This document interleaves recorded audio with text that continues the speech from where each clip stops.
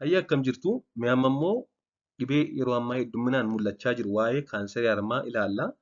Kaanserii harmaa jechuun maali? Maaltu fidaa? Eenyufaatu kanaan qabamuu danda'a? Mallattoon isaa maali? Furmaanni isaa maadha kan jedhu. Kaanseriin harmaa kaanserii seelii harmaa irraa ka'u yookaan ba'udha. Kaanseriin kun gara caalu yookaan hedduminaan dubartoota irratti mul'ata. Haa ta'u malee dubartoota qofa miti kan kaanserii harmaadhaan qabamuu danda'u.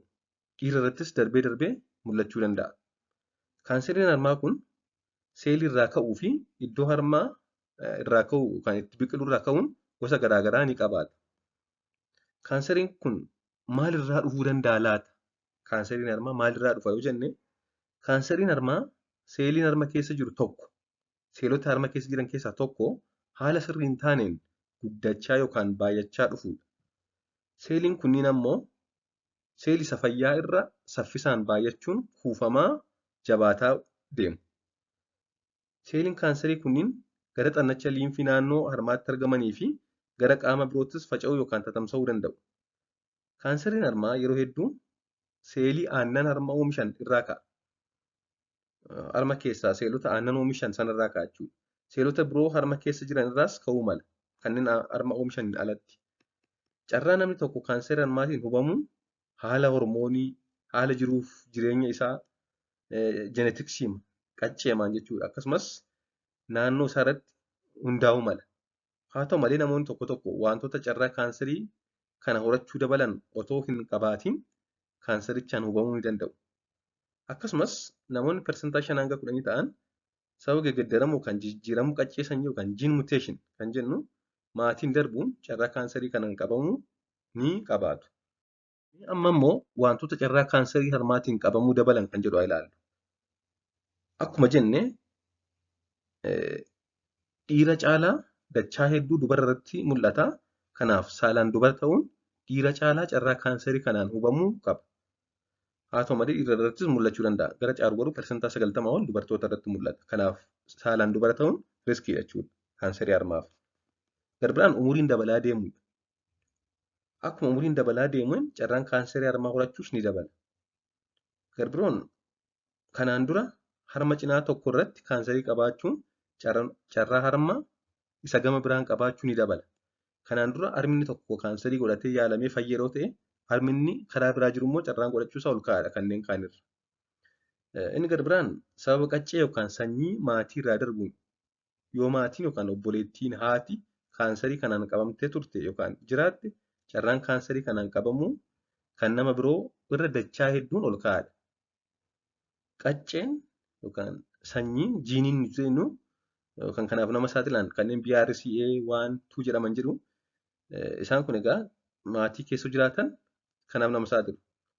Inni garbiroon yeroo umuriin xiqqeenyaa yookaan daa'imummaa qomni carariif saaxilamuu. Fakkeenyaaf dubartiin tokko ijoollummaa isheetti CT iskaanii kan sombaa kaateetti yoo ta'e, chestiin ishee kun lapheen ishee kun carariif saaxilamee yeroo ta'e, raadiyeeshiniif saaxilamee yeroo ta'e, carraan kaanserii harmaa godhachuu ol ka'a. Garbiraan furdina yookaan ulfaatina garmalee guddaa ta'e qabaachuu, obesiitii. Dubartoonni ulfaatina qaama isaanii gurguddoo ta'e kanaaf saaxilamuun carraan isaa ol ka'aadha. Garbiraan xuriin laguu yookaan marsaan laguu umurii waggaa 12 gaditti arguu, ijoollummaatti dafanii arguu waggaa 12 gaditti. Namoonni yookaan dubartoonni marsaa laguu waggaa 12 gaditti marsaa laguu arguu jalqaban carraan kaanserii harmaatiin hubamuu ni dabala. Garbiroon umuriin xurii laguu yookaan marsaa laguu itti dhaabbatan dheerachuu yookaan guddaa ta'uu. Fakkeenyaaf waggaa 55, 56 hanga sanaatti marsaan laguu yoo dheerate dhufaa yoo ture kanaaf saaxilamuudha. Kanaaf marsaan laguu dafee jalqabuunis turee dhaabbachuunis kanaaf riskiidha jechuudha. Garbiroon umurii waggaa 30 booda daa'ima jalqabaa argachuu. Dafanii daa'ima da'uun gaariidha. Protectiiviidha. Haa ta'u malee dafanii daa'ima godhachuu dhiisuu waggaa 30 booddee erga ta'an mucaa godhachuun kanaaf nama saaxila. Akkasumas daa'ima godhatanii illee harma noosisiin hafuun kanaaf nama saaxila. Umurii waggaa 30 booda daa'ima jalqabaa argachuun namoota san dura argatan caalaa carraa kaanserii harmaatiin qabamuu ni qabu. Isaan ulfaayan hin beekne kan ulfaanii beekan caalaa carraa kaanserii kanaan qabamuu qabu. Dubartiin tokko gonkumaa hin ulfoofne taanaan carraan kaanserii kanaan qabamuu ishee kanneen kanaan dura ulfaanii da'anii beekan irra ol ka'aadha.